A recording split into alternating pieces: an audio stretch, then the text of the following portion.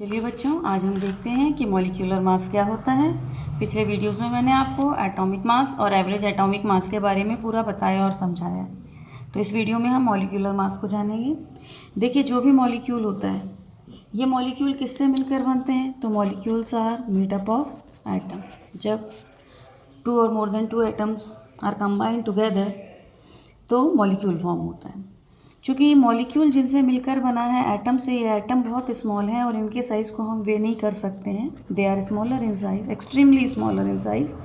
इसलिए जो मॉलिक्यूल इनसे मिलकर बनता है वो भी इतना स्मॉलर होता है कि उसको भी हम यदि ऐसे ही वे करना चाहें कि हम उसे एक मॉलिक्यूल को ले लें और उसका वेट लें कि कितना है, तो ये पॉसिबल नहीं होता।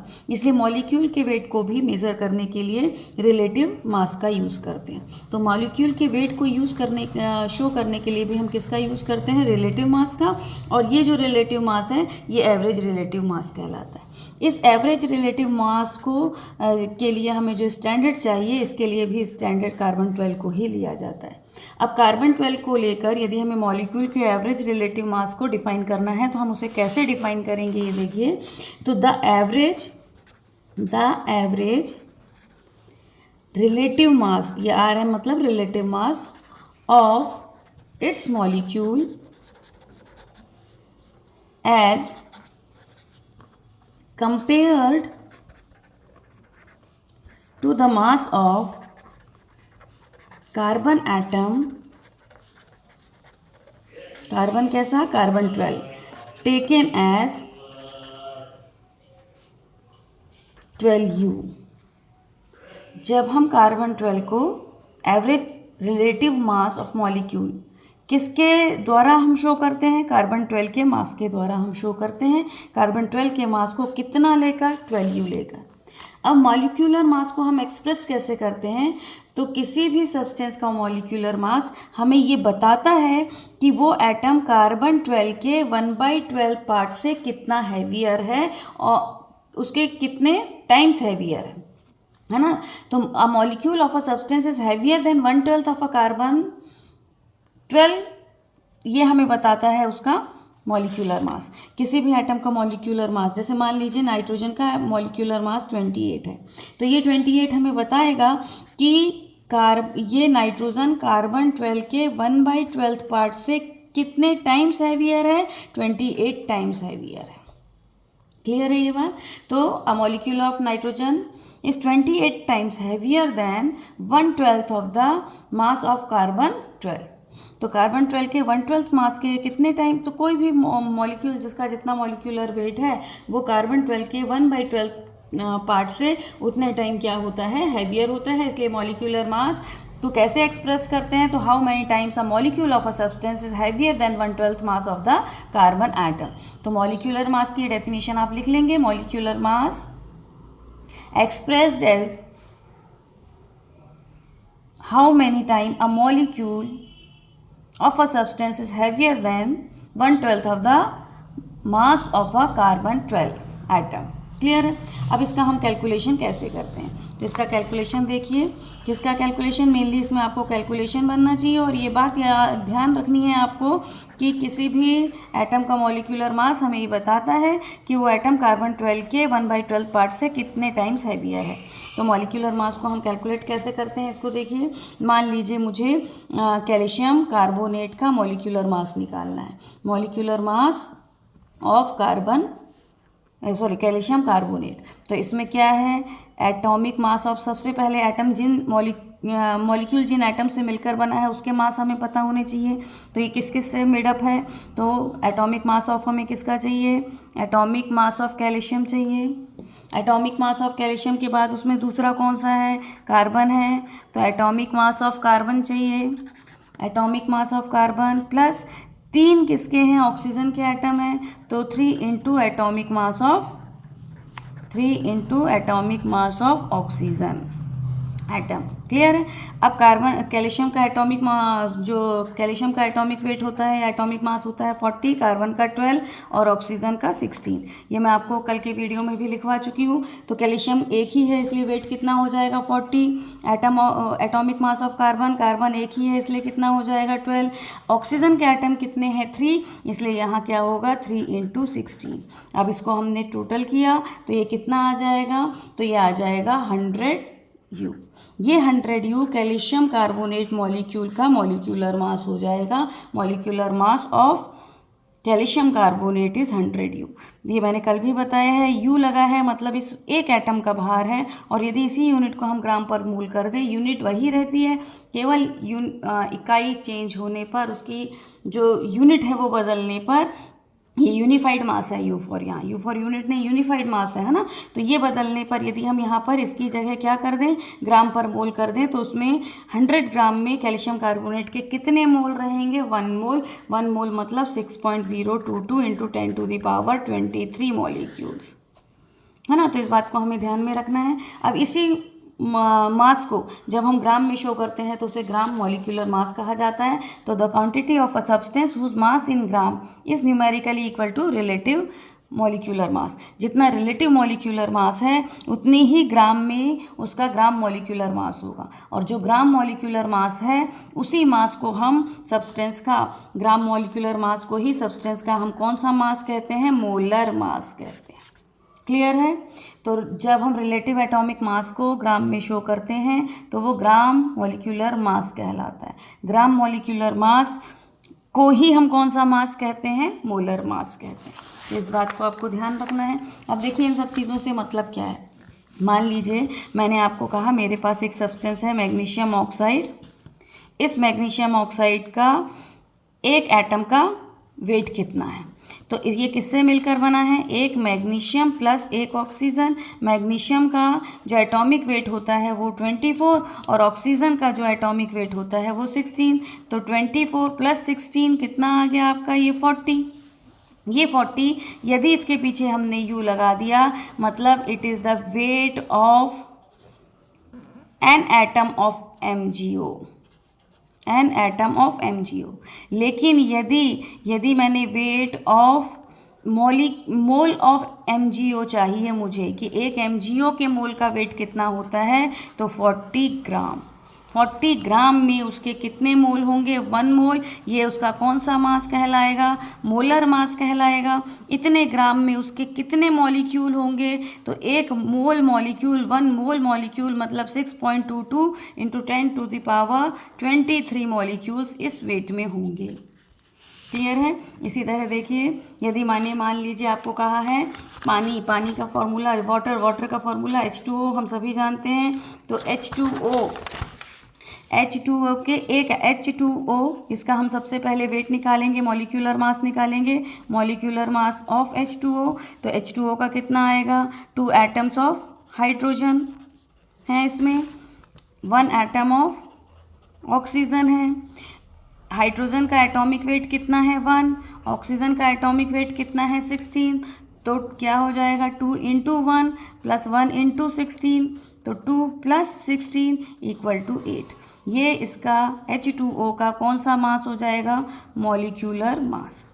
अब मॉलिक्यूलर मास ऑफ H2O, यदि मैंने यहाँ U लगा दिया मतलब ये एक एटम H2O का वेट है 18U। क्लियर है, U यूनिफाइड मास।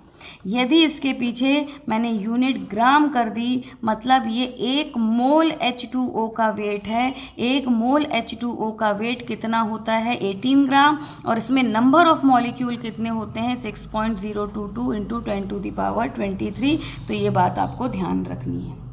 अब मान लीजिए इस पर हम कुछ न्यूमेरिक्स देख लेते हैं कि हम इनको इसका कहाँ पे कैसे यूज़ करते हैं। मान लीजिए मैंने आपको कहा mass of 2.5 gram atoms of magnesium. हमें क्या बताना है, कैलकुलेट करना है। क्या कैलकुलेट करना है, mass of 2.5 gram atoms of magnesium, कि मैग्नीशियम के इतने मास में इतने ग्राम एटम का मास कितना होगा, कितने ग्राम होगा। तो हम जानते हैं 1 ग्राम एटम एक ग्राम एटम, जो ग्राम एटॉमिक मास है वो mass of 1 gram of atom कहलाता है। तो 1 ग्राम एटम ऑफ मैग्नीशियम का वेट कितना होता है? 24 सॉरी तो 2.5 ग्राम एटम ऑफ मैग्नीशियम का वेट कितना हो जाएगा? 2.5 इंटू 24 मतलब 60 ग्राम। ये बात क्लियर है। इसी तरह एक और न्यूमेरिक देखिए, मान लीजिए आपको दिया है gram atoms in 1.4 gram of nitrogen. Nitrogen का एटॉमिक मास कितना होता है? 14।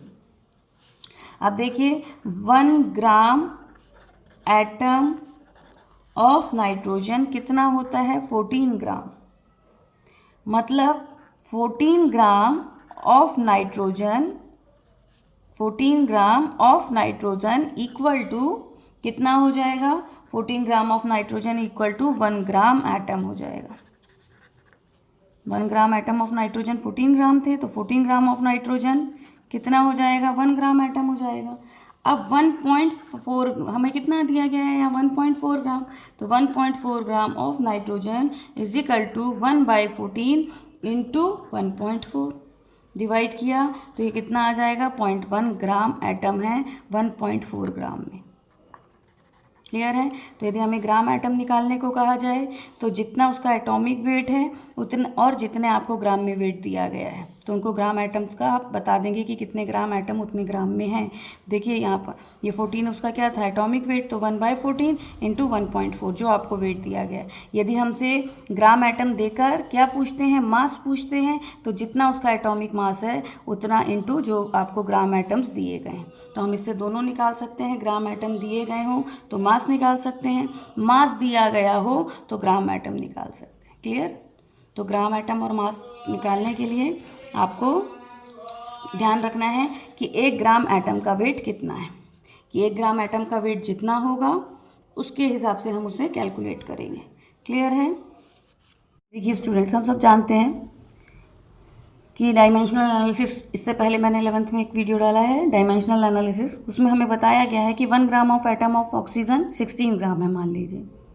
तो ये दोनों एक दूसरे के इक्वल हैं। यदि मैं 1 ग्राम एटम को 16 ग्राम से डिवाइड करती हूँ तो भी मुझे 1 मिलेगा। यदि मैं 16 ग्राम को 1 ग्राम एटम से डिवाइड करूँ तो भी वी फाउंड 1। क्यों? Both are equal. अब इनका यूज़ हम कैसे करते हैं ये मैंने डायमेंशनल एनालिसिस में बताया है। मान लीजिए मुझसे पूछा जाता है कि 2.5 ग्राम एटम ऑफ कुछ भी ले लें, नाइट्रोजन का वेट कितना होगा, का मास कितना होगा? Mass of 2.5 gram atom of nitrogen, mass of 2.5 gram atom of nitrogen हमें कैलकुलेट करना है। क्लियर है ये बात। तो इसको हम कैसे यूज़ करेंगे? हमें क्या पता होना चाहिए कि 1 gram atom of nitrogen, 1 gram atom of nitrogen equal to 14 gram. अब मुझे निकालना क्या है? मास। तो वी नो कि 1 gram atom oblique 14 gram equal to 1, या बोलें 14 gram upon 1 gram atom equal to 1, both are equal to 1। जिसे हमें कैलकुलेट करना है, मास को कैलकुलेट करना है, तो हमारा मास किस में आएगा? ग्राम में। ग्राम एटम्स में तो आएगा नहीं, तो ग्राम में आएगा। तो ये वाला फैक्टर हमें चुनना है, जो फैक्टर जिसमें हमें आंसर चाहिए वो हमारा न्यूमरेटर मतलब ऊपर होना चाहिए। तो इसका हम इस फैक्टर का जो हमें नंबर दिया गया है उसमें क्या कर देंगे? मल्टीप्लिकेशन कर देंगे। तो कैसे हम करेंगे? देखिए 1 gram of nitrogen is equal to 14 gram, तो 2.5 gram of gram atom of nitrogen equal to 2.5 into 14। नीचे यदि नीचे में 1 है भी तो 1 की कोई मीनिंग नहीं होती, तो इसको जब हम मल्टीप्लाई करेंगे तो कितना आ जाएगा? 60 ग्राम। सॉरी 60 नहीं, 14 इंटू 2.5 करिए। 14 इंटू 2.5 कितना आ जाएगा?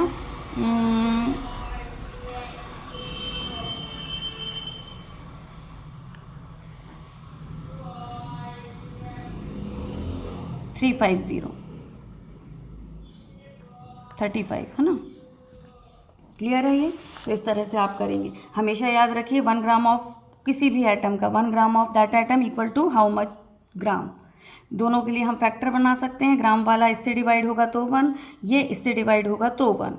अब यदि हमें जिसमें यदि ग्राम एटम पूछ रहे हैं, जैसे मैंने मान लीजिए आपको कहा कि 20 ग्राम ऑफ NaOH में NaOH के कितने ग्राम एटम होंगे, ग्राम एटम कैलकुलेट करने। 20 ग्राम ऑफ NaOH में NaOH के कितने ग्राम एटम होंगे। तो सबसे पहले तो हमें पता होना चाहिए 1 ग्राम ऑफ NaOH का वेट कितना है। तो देखिए NaOH मतलब 23 + 16 + 1, ये इनके एटॉमिक वेट को जोड़ा मतलब 40 ग्राम है। अब इसके दो फैक्टर बनेंगे, एक 1 gram by 40, 1 gram atom by 40 equal to 1, या 40 gram equal to 1 gram of atom. हमें निकालना क्या है, ग्राम एटम निकालना है। ग्राम एटम निकालना है तो ग्राम एटम जिसमें ऊपर है उसे हम मल्टीप्लाइड करेंगे, तो हमारा आंसर क्या हो जाएगा, 20 ग्राम में number of gram atom, number of gram atom equal to 20 × 1/40। 1/40 को किया तो 0.5 ग्राम आ जाएगा। क्लियर है ये। तो इस तरह से फैक्टर निकाल के हम उसे कैलकुलेट कर सकते हैं। जिसे बस ध्यान ये रखना है कि जिसे हम कैलकुलेट करने जा रहे हैं, यदि वेट पूछा है, मास पूछा है, तो इस फैक्टर का जिसमें मास ऊपर है, यदि नंबर ऑफ ग्राम एटम पूछे हैं तो इस फैक्टर का जिसमें नंबर ऑफ ग्राम एटम हैं, और नीचे उस सब्सटेंस का क्या रहेगा, एटॉमिक वेट। यदि वो मॉलिक्यूल है तो मॉलिक्यूलर मास जो भी है ग्राम में। यहाँ पर मॉलिक्यूलर मास या वेट जो भी है वो ग्राम में कहाँ रहेगा, ऊपर। तो ये बात का ध्यान रखिएगा।